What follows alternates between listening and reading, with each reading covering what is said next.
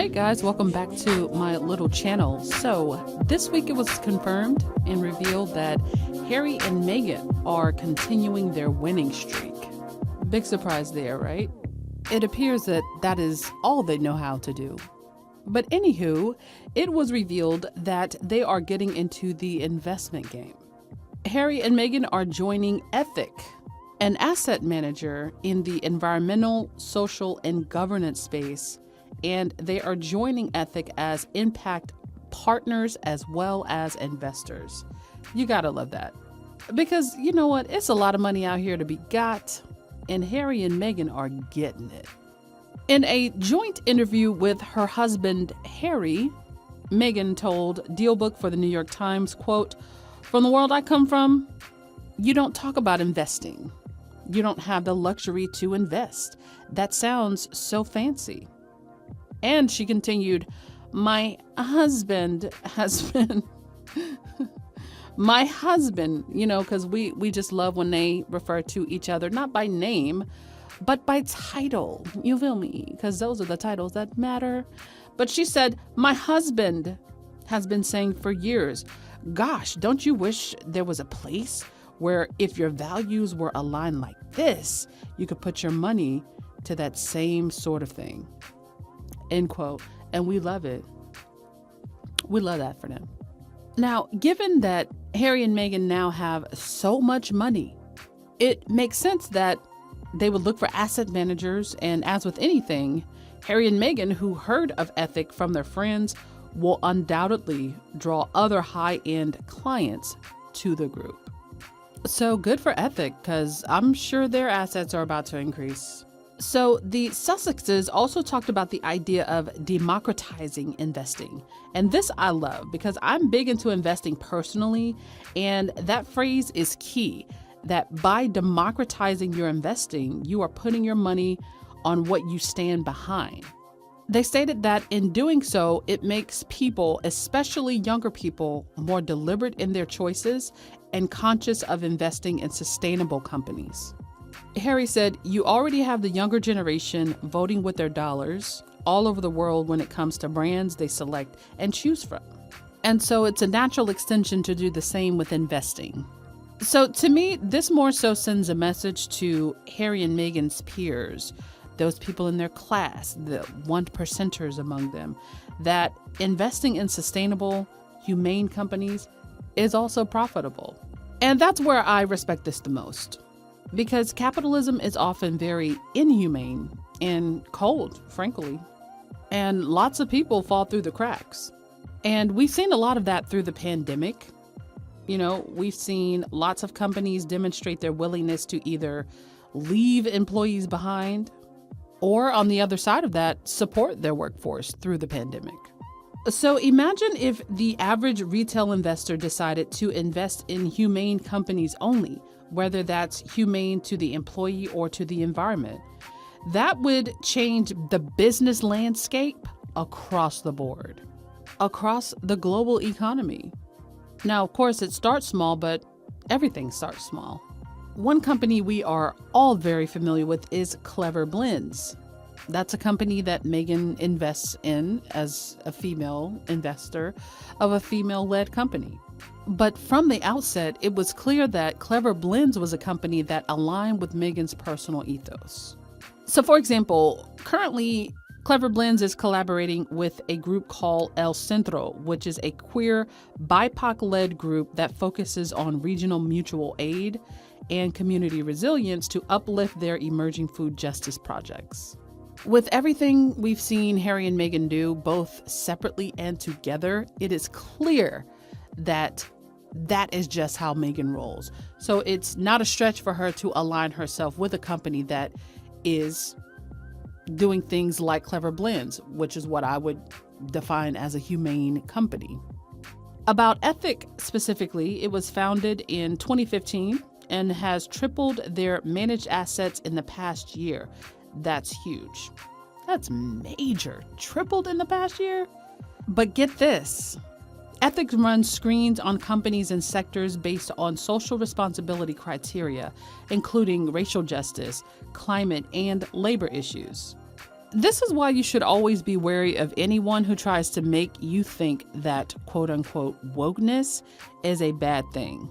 This is the definition of wokeness when it comes to investing, as an example.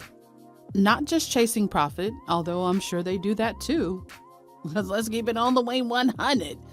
You feel me? But aligning your finances with companies that aren't just after profit quarter over quarter, but have a sense of responsibility for what they give to the world and the part that they play in people's lives. But I love that Harry and Meghan are putting themselves out there as investors and saying, this is how we choose to invest, and encourage others like them to do the same. That's very brave. Harry and Meghan are joining Ethic not just as investors, but as impact partners.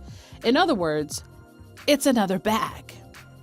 And you may remember that Harry joined BetterUp as a chief impact officer for the mental health app, which focuses on mental health in the workplace.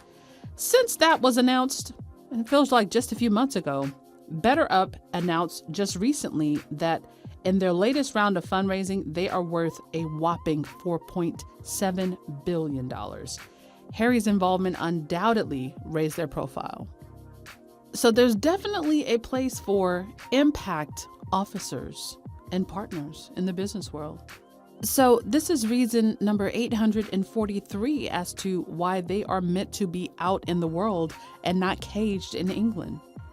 The example that they set as a couple, as a partnership, as a model for their peers and supporters is so impactful. And I'm afraid that they would have been limited at every turn had they remained in England, even if it was just part-time. So thank God that the royal family, and particularly Prince William, whoever it was that rejected the half in and half out deal, thank y'all for doing that.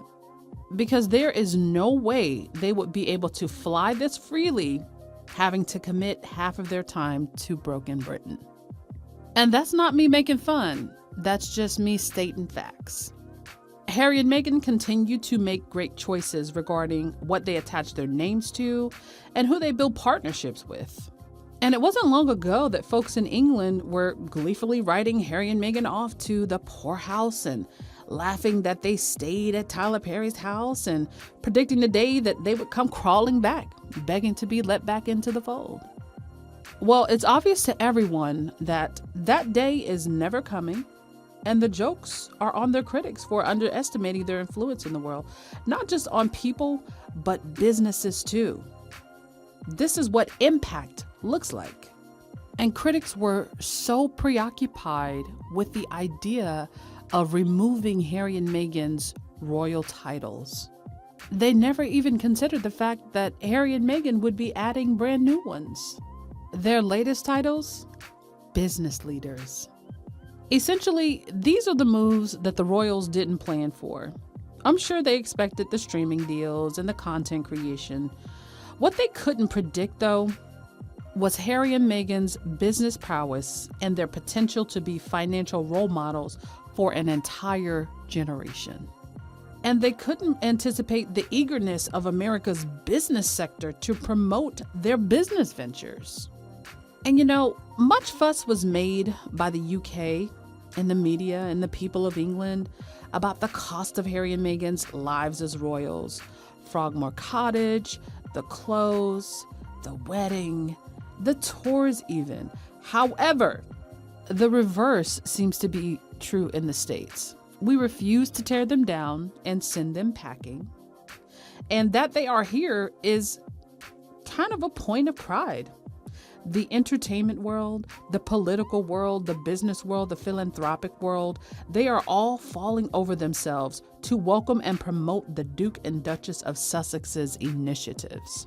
And frankly, I think this talk of a rival court is nonsense to Americans because the idea of any so-called royal court is irrelevant to our culture. Harry and Meghan have no competition. While the royal family's eyes may be on the Sussexes and we watch their half-hearted attempt to imitate their every move, the Sussexes are looking at their own legacy.